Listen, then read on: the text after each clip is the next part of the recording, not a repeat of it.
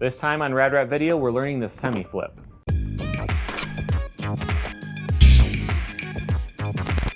Welcome to Rad Rat Video. Here on this channel, we learn something new about skateboarding 3 times a week, from trick histories, game reviews, answering your questions, and learning tricks on the shred stool.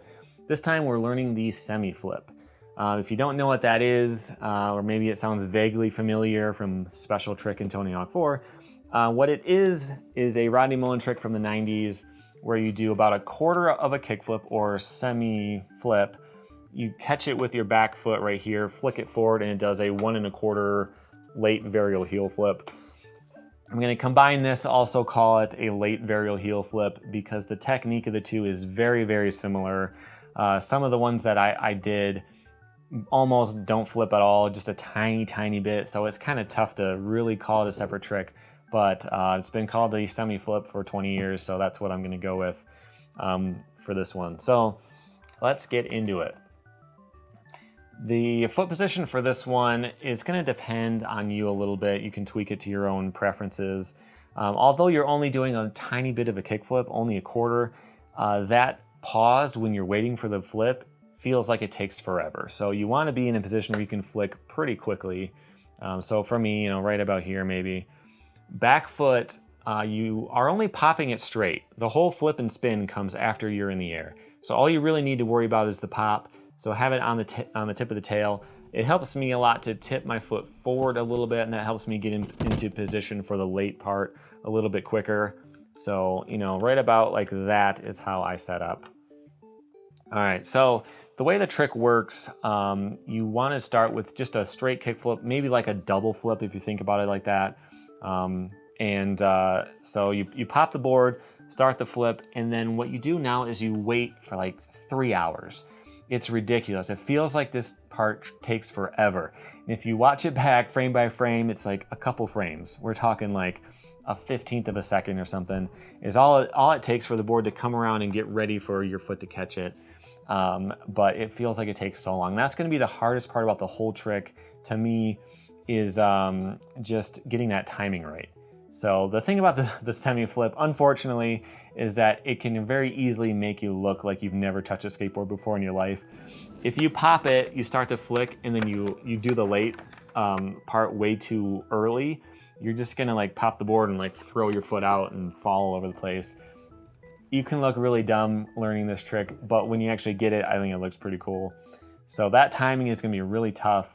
Some things to keep in mind: you're popping the board completely straight.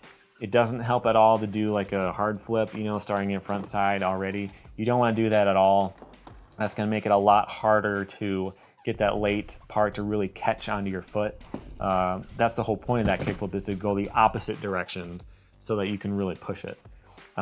So you really just want to work on that foot position, try to trick yourself into doing that late part, that timing.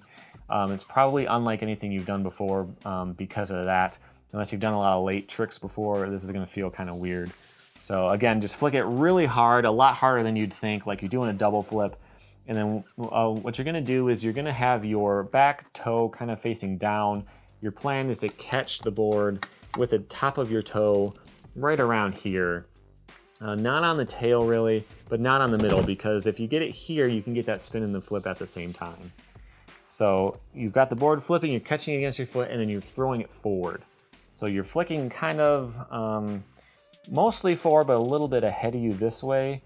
And if you do it straight forward, that's something to kind of work on.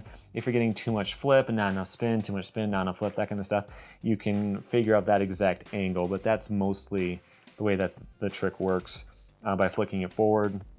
One thing that can help, if you're having a lot of trouble with this point and you don't get the feeling of it quite right, is to learn a kickback. Old school freestyle trick. I have a trick tip here, but it's really, really old. Just to give you an idea, what you do is you stand on the board, front foot on the bolts, back foot in the center, put a lot of pressure down here. You pop the board like this, board starts to flip, catch it on your toe and throw it forward. It's a lot like a semi-flip. It's probably what inspired the semi-flip in the first place. If you're having a lot of trouble figuring out what it feels like to catch it with your toe and throw it, that can be something to take a minute and learn. It's not that tough. So you can do that first.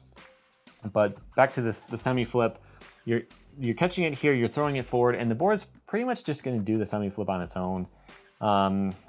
You know, sometimes mine will spin a little bit too much. That's kind of my hardest thing. You know, with my back foot facing forward, front foot like this, I tend to be facing this way slightly. So I tend to flick it a little bit too much, and then it'll do like 270 and I'll land sideways. So, you know, you just gotta work on that a little bit. But getting the board to actually come around is really not that tough. You know, this is such a weird trick. It's so unknown. It feels like it would be something that's kind of tough. It's really not all that hard to get it to flip. It's just that you got to get over all the weird, different feelings of this trick that you're not used to. So the board will come around. The toughest thing at this point is getting your back foot back in the landing position. So again, it's unlike anything you've done. So your foot is out here, you flicked forward late, popped straight, kicked forward, and then you got to bring it back and land on it. But you're also trying to keep your eye on the flip. Sometimes it's going to go more vertical, sometimes it'll be more flat, kind of depends on the exact angle that you do. So you're kind of focused on that, you're looking over here, and then you land, and you found that only the tip of your heel is on the board. That's something to keep an eye out for, and that's just going to come with practice.